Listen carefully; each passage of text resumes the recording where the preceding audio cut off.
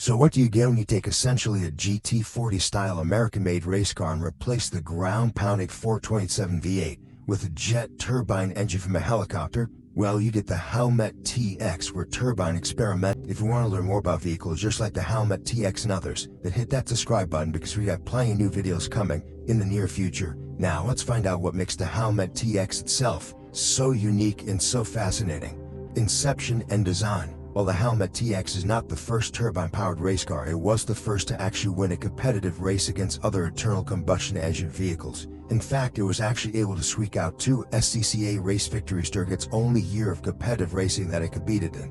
It all started when racer Ray Heppenstall started to develop a concept for his own turbine-powered sports car, making improvements where the previous Rover BRM turbine race car had fallen short just a few years prior. Heppenstall believed that the turbine-powered car could be more competitive and more effective if the chassis itself was given a simpler design. Heppenstall initially pitched the project to Williams Research and then to the Allison Engine Company, both of whom said no. Finally, after exhausting all the options that he had available to himself, he finally asked for help from a fellow competitor in the racing space, who was Tom Fleming. At the time, Tom Fleming was the vice president of the Howmet Corporation, a company that produced castings for turbines, which were used in the aerospace sector. Heppenstall got to talking to Fleming and eventually was able to persuade Howmet that supporting a competitive and distinct sports car would actually be able to raise the company's profile. Howmet consented to provide the money and the name to the project itself, thus beginning the journey of the Howmet TX. Heppenstall initially purchased a Cooper Monaco sports car to start the project, but then later realized that it was not ideal for a turbine application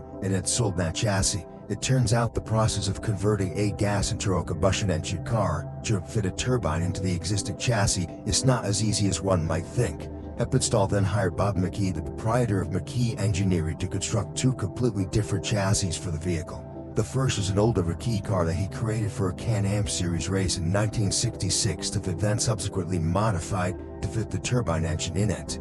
This vehicle served as the basis for the first spaceframe chassis. The second car, GTP2, was built from the ground up so it could be specifically planned to employ a turbine engine from its inception. This included a chassis that was 2¼ inches longer, or 57 millimeters longer for those who use the metric system. The car was also internally referred to as the Mark 9, even though in actual practice all cars used the Howmet TX name and moniker. The Mark 9's fully unique mid-engine layout that contained the turbine engine was only constrained by the range of competitor accessible engine sizes, because it was built in accordance with the FIA's Group 6 rules for sports car prototypes. Bob McKee created a closed cockpit body with gullwing doors to conceal the mid-engine configuration of the Howmet TX. The car had disc brakes and a typical double wishbone suspension with coil springs for the top. Nestled between the cockpit and the turbine was a 32 US gallon fuel tank, or 120-liter tank, that contained the jet fuel that powered the vehicle. The power plant. The 2 Howmet TXs were powered by leased turbine units are provided from the Continental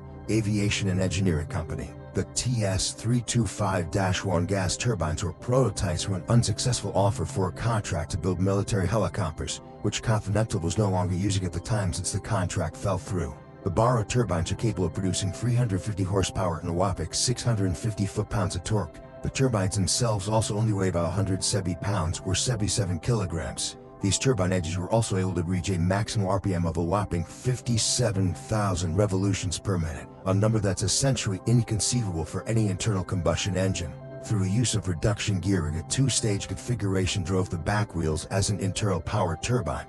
The Howmet TX only had 1 gearing speed, since a typical gearbox was not required because of the wide variable output of the turbine engine and the high amount of torque that it had. However, the differential's ability to instantly alter the gearing ratios allowed the vehicle to be modified to fit different circuits, which is a strategic advantage for the Howmet TX. However, there was no gearing for reverse because the transmission was a single-speed model. The FIA required the usage of reverse, despite Heppenstall's initial preference to forego it. Thus, a small electric motor powered by the turbine was built to enable the reverse movement of the vehicle. 2 sizable center exhaust pipes were used by the turbine itself. A third pipe, however, was positioned off-center to work with the wastegate. The wastegate was created to alleviate the delay that occurs when the accelerator is pressed and the turbine revolutions increase.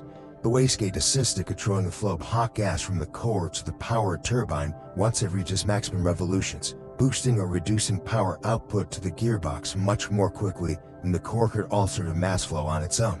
The FIA employed an equivalence model to calculate the Continental TS-325-1's displacement of 2,960 cubic centimeters or 181 cubic inches. Despite Heppenstall later abating the fact the engine was actually beyond the 3-liter limit because the turbines cannot be tested in the same way as a piston engine, this made it impossible for the Howmet TX to compete in the Group 6 prototype under 3000cc category. Racing history. The first race on record that the Howmet TX competed in was the 1968 24 Hours of Daytona as part of the World Sports Car Championship. Both Howmet TXs were brought to the race, but only the newer car, numbered GTP2, or also known as the Mark 9, was actually used in the race. Heppenstall, Dick Thompson, and Ed Lowther's driving trio qualified 8th overall of their lap time. The Howmet was able to move up to 3rd place early because of several rivals making early pit stops for fuel. But on lap 32, the turbine wastegate unfortunately failed to open, giving the driver too much power for the corner that he was in. As a result, the car hit the barrier mid-corner and the team was forced to retire the Howmet TX from its first race. The car, although meeting an untimely ending for the race, showed great potential for the track and the future. A few weeks later, the TX was able to increase its speed and qualify for the 12 Hours of Sebring, just behind a Porsche 907 and a Ford GT40, both of which were formidable Racecars for the time. At Sebring, the turbine first functioned dependably, but as the race went on, debris damaged the turbine to cause it to shake free from its mounts. After 6 hours, the Howmet TX was forced to retire from a race yet again. The Howmet TX continued on the string of bad luck in the next few races as well. The Howmet squad followed the International Championship back to Europe after Sebring. At Brands Hatch to main their BOAC 500 entry, the car crashed yet again once more, this time after 7 laps due to internal wastegate issues. Then, the Howmet team entered English driver Hugh Dibley in the national sprint race at Oulton Park, but the TX was once again prevented from completing the hour-long race due to the breakdown of the starter motor during a pit stop. Instead of remaining in Europe for the rest of the Air National Championship, the TX traveled back to the United States to compete in the SCCA National Championship. Closer to home, the experimental TX's issues were resolved when the video completed its first race, the Vandergraaf Trophy, in New Cumberland, West Virginia. Heppenstall managed to set a new lap record for the circuit while also driving the vehicle to a second-place finish. The TX then made its way to the Harv-Dixie celebration in Huntsville, Alabama after retiring in Michigan the race prior. The field starting order was established in a brief sprint race that was run the day before the main event. Howmet TX were successful in the sprint, securing a first-place victory. Following that, the TX took control of the competition and won again in the main race.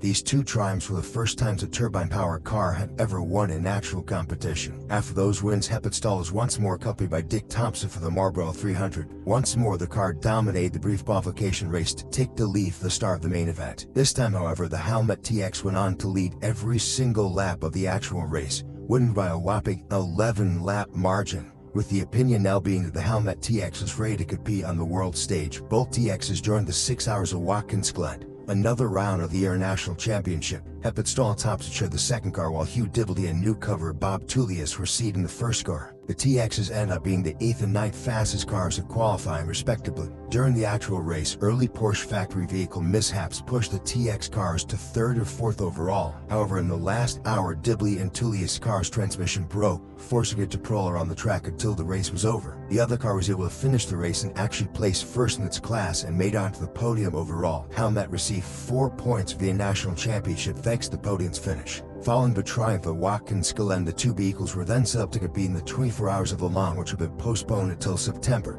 The same drivers were put in the same vehicles as the last race, but at the Circuit de la Sarthe, the long straightaways hindered the turbine car's qualifying performance. The highest placement a Howmet TX was able to receive at qualifying for the 24 Hours of Le Mans was 20th. The race itself did prove to be much better. Early mechanical issues caused Thompson's TX to struggle just after 3 laps. The car had to stutter down the circuit's lengthy straights because the fuel system had an issue where it was unable to supply the turbine with enough fuel to enable it to operate at full capacity. The other car required a lengthy 3-hour repair after suffering a wheel bearing failure that had not been related to the turbine itself. After that, the car was only able to continue at slowed speeds. After only 60 laps had been completed, the car had already been disqualified by the race organizers in the 6-hour of the 24-hour competition. Thompson then crashed at the Indianapolis corner with his TX, which was still running low on fuel because of the issue it was having. This concluded the first season and the last season for the Howmet TX series of race cars. Heppenstall himself made plans for 1969 once the 1968 season was completed, including the creation of a new multi-gear transmission to take place from the single-speed unit. Howmet, however, did not believe that the program was effectively growing the business, it made the decision to end the project altogether. This marked the end of the racing career for the Howmet TX as a whole, a rather lackluster end date to a career in racing that could have been one of the most unique of all time for a vehicle. The remaining 2 Howmet TX cars bounced around ownership and underwent restorations over the following decades. 2 more replica cars were actually built and to be used at vintage racing series, and to my knowledge are still out running to this day. And that is the unfortunate and tragic story of the Howmet TX turbine race car, the car that was never meant to be. So if you enjoyed this video docuseries, we'd greatly appreciate if you could drop a like and share this video with other enthusiasts. Also make sure to subscribe to the Racecars YouTube channel because we have more documentary style videos just like this coming out on the world's most fascinating vehicles every single week. Until next time enthusiasts, have a good one.